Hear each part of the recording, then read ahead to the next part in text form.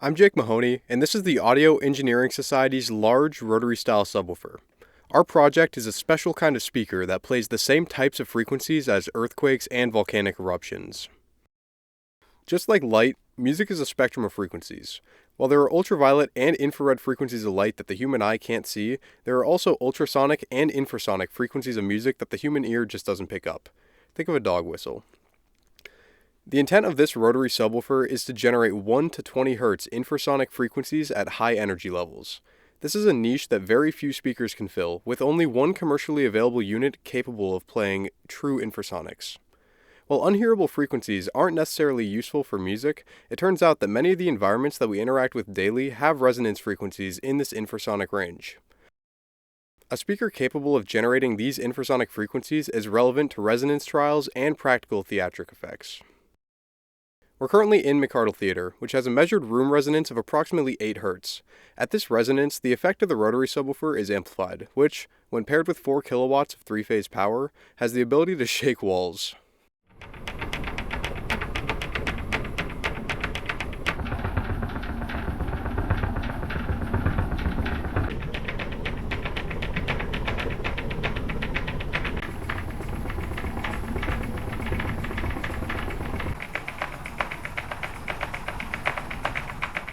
I'd like to reiterate that this project was completed through the Audio Engineering Society at MTU.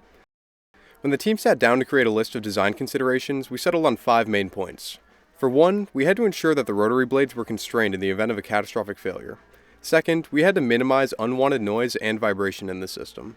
Third, we had to minimize blade deflection at operating loads. Fourth, we needed to spec the right size motor to keep the angular velocity constant under peak loads. And finally, we needed to ensure that the rotary could use the common forms of single and 3-phase power available around campus. The team moved to simulation early in the project to model the dynamic forces and power requirements of the motor and actuator. This early understanding streamlined many conversations about the scope and size of the subwoofer, and these sims also highlighted the peak force conditions during operation. Using FEA, these forces were used to validate the strength of numerous components. With the rotary subwoofer, there's a lot of energy at play every time it spins up, and through this analysis, the team eliminated many weak links that could lead to a catastrophic failure. A thorough failure mode effects analysis was critical for identifying and mitigating operating risks throughout the design process.